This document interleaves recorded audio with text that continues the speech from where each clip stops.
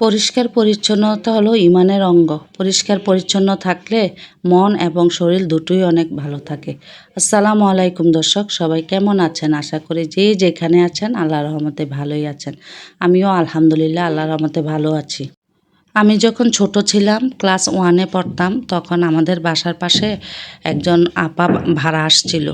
তো উনি যেই ঘরটার মধ্যে থাকতো ওইটা ছিল একটা টিনের ঘর, 2 রুম ঘরটা, আর একটা রান্নাঘর ছিল। তো টিনের ঘরের অর্ধেক ছিল পাকা করা আর অর্ধেক ছিল মাটির। তো আপা দেখতাম ওই ঘরটাকে এত সুন্দর করে গুছিয়ে রাখতেন।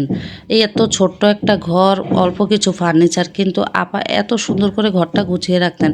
আগে তো গ্রামের মানুষ এত গুছিয়ে সাজিয়ে গুছিয়ে রাখাটা বুঝতো না। কিন্তু আপা যখন এই ঘরটাকে গুছিয়ে রাখতেন, মানে ওনার ঘরে ঢুকলে একটা অন্যরকম শান্তি লাগতো। খুবই ভালো লাগতো।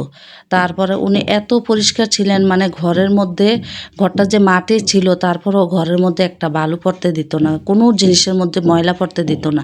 এত পরিষ্কার করে রাখতেন। সারাক্ষণ উনি শুধু সংসারের কাজই করতেন।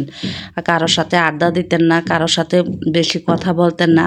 শুধু সংসার, সন্তান, স্বামী এইগুলো নিয়ে উনি সারাক্ষণ ব্যস্ত থাকতেন। মাটির চুলাতে রান্না করতেন।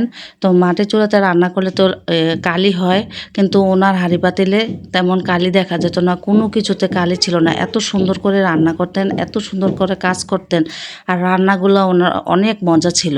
আপার রান্না অনেক মজা ছিল। তো একদম আমাদের পাশাপাশি ঘর, তো আমরা সব সময় দেখতাম। তারপরে উনি রান্নার পরে দেখতাম যে থালা বাসন যা আছে সবগুলা এই কলের মধ্যে নিয়ে বসতেন, আর এইগুলা সবগুলা ধুইতেন। আর বটিটা পর্যন্ত প্রত্যেক দিন উনি মাজতেন, মেজে পরিষ্কার করে রাখতেন। মানে এত যে সারাক্ষণ যে উনি পরিষ্কার করে রাখতেন তখন বুঝতাম না। এখন বুঝি আসলে পরিষ্কার করে রাখলে মানসিক একটা শান্তি লাগে। ঘরটা যদি পরিষ্কার থাকে, গুছানো থাকে, মানসিক একটা শান্তি লাগে। আমার কাছেও এখন মনে হয় যে, মানে যেদিন আমি ঘরটা একদম ডিপ ক্লিন করি, একদম পরিষ্কার করি, ওই দিন আমার কাছে মানে সব কিছুতে একটু অন্যরকম শান্তি লাগে, মানসিক শান্তি লাগে। এত যে কষ্ট করি, এত পরিশ্রম করি সারাদিন পরিষ্কার রাখার জন্য, ঘরদুয়ার অনেক কষ্ট করি, একা হাতে সংসারের সব কাজ করি। কিন্তু তারপরও দেখা যায় যখন ঘরদুয়ার পরিষ্কার থাকে, সব কিছু পরিষ্কার, মানে তাকালেই যে সুন্দর লাগে, এই জিনিসটা খুব ভালো লাগে দেখতে।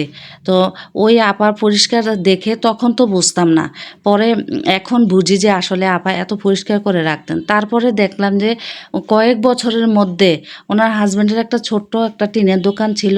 তো এই দোকানটা দিয়ে উনি কয়েক বছরের মধ্যে একটা অনেক বড় হিন্দুদের একটা বাড়ি কিনে ফেলেছেন। ভাড়া বাসা থেকে ওনারা নিজের বাড়িতে থেকেছেন। মানে ওইটা দেখে আপার কাজ দেখে আমি বুঝতে পারছি যে আসলে যদি পরিষ্কার পরিচ্ছন্ন থাকে তাহলে আল্লাহর রহমত এমনিতেই আসে। আল্লাহর তরফ থেকে একটা রহমত আসে। আর পরিশ্রম করলে পরিশ্রমের ফল আল্লাহ সবসময় ভালোই দেয়। তো আল্লাহ উনি সবসময় সারাক্ষণ পরিশ্রম করতেন, কারোর সাথে বাড়তি কথা বলতেন না। অনেকে অনেক কিছু বলতেন, উনি যে সবার সাথে কথা বলতেন না বা বসে আড্ডা দিতেন না, কারো সমালোচনা করতেন না। এটা নিয়ে গ্রামের মানুষ তো অনেকেই অনেক কথা বলতেন যে উনি অহংকারী, উনি কথা বলে না, উনি মানুষের সাথে মিশে না, এটা নিয়ে অনেকে অনেক কথা বলতেন। কিন্তু আসলে ওনার স্বভাবটা এরকম ছিল, সারাক্ষণ সংসার নিয়ে কাজ করা। এখন আমি এরকম হয়ে গেছি, এখন আমি বুঝি যে আসলে আসলে সংসারের প্রতি যখন মায়া হয়ে যায় তখন তখন আর অন্য কোনো কিছুই ভালো লাগে না। তখন মনে হয় যে যতক্ষণ মানুষের সাথে কথা বলবো ততক্ষণ সংসারের এই কাজটা করলে মনে হয় ভালো হবে। সংসারের কাজে যদি একবার মনোযোগী হয়ে যায় তাহলে আর অন্য কোনো কিছুই ভালো লাগে না, সংসারটাই ভালো লাগে। তো দর্শক, আমি আপনাদের সাথে অনেক কথাই শেয়ার করে ফেলেছি। আমি আমার ছোট ছোট অভিজ্ঞতাগুলো আপনাদের সাথে শেয়ার করি, আমার কাছে অনেক ভালো লাগে। তো আজকের মতো এখানেই রাখছি। আল্লাহ হাফেজ।